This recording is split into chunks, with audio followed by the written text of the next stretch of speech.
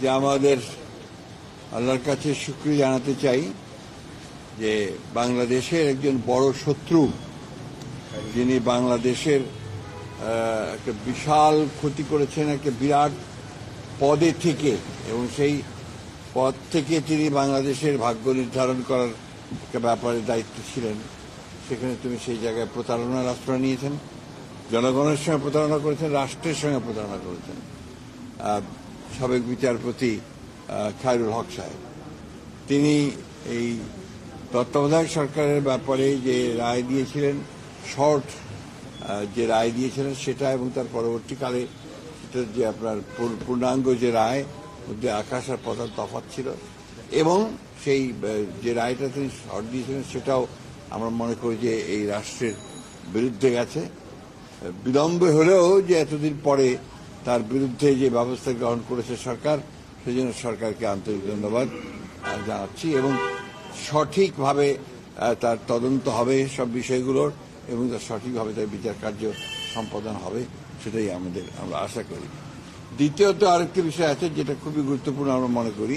আমরা পত্রিকান্তরে আপনাদের মিডিয়ার মাধ্যমে জানতে পারছি যে আপনার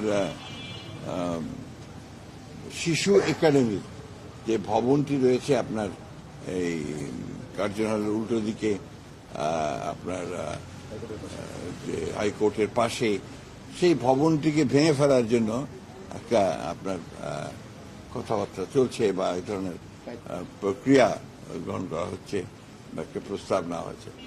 আমরা এটার বিরোধিতা করি, এবং শুধু বিরোধিতা করি এই কারণে যে এটা আপনার শিশুদের একটি বাংলাদেশের প্রতিষ্ঠান, সরকারের প্রতিষ্ঠান, যেটা দিয়ে শিশুদের বিভিন্ন রকমের তাদের যে গঠন, তাদের বেড়ে ওঠা, তাদের মন মানসিকতা তৈরি করা, তাদের এক্সট্রা কারিকুলার অ্যাক্টিভিটিস তৈরি করা, এই সব কিছুর ব্যাপারে আপনাকে এটাকে নেওয়ার জন্য শহীদ প্রেসিডেন্ট জিয়াউর রহমান সাহেব এটার উদ্যোগটা নিয়েছিলেন, এবং তিনি প্রথম এই শিশু একাডেমি তিনি নির্মাণ করেছিলেন, এবং এটা সারা বাংলাদেশেই এর ব্রাঞ্চ আছে।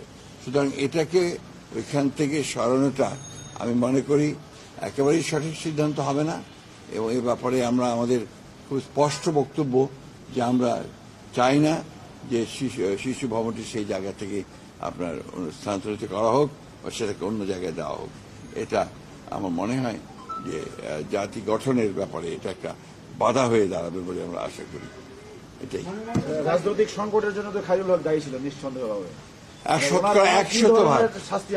এটা তো আমার বলা ঠিক হবে না, কারণ এটা আইনগতভাবে যে বিধানগুলো আছে সেই বিধানগুলো দেখে তাকে সেই প্রসিকিউট করে তার সেই বিধান নিশ্চিত করতে হবে। তবে দৃষ্টান্তমূলক শাস্তি হওয়া উচিত, যাতে ভবিষ্যতে কেউ ওই জায়গাটাতে বসে আর সেই জায়গার ব্যবহার করে রাষ্ট্রের ক্ষতি করতে না পারে। সেটা আপনারা অবশ্যই সরকার দেখবেন, যারা এইভাবে আছেন তাদের ব্যবস্থা নেওয়া হবে। না, ওনার রায়ের পরেই আমার যেটা হয়েছে সেটা হচ্ছে যে আপনার আমাদের তত্ত্বাবধায়ক সরকার বিধানটা বাতিলকে পার্মানেন্ট করা হয়েছে, এবং যেটা বাংলাদেশের পরবর্তীকালের যত রকমের আপনার রাজনৈতিক সংকট তৈরি হওয়ার সেই সংকটগুলো তৈরি হয়েছে এবং জাতি ক্ষতিগ্রস্ত হয়েছে।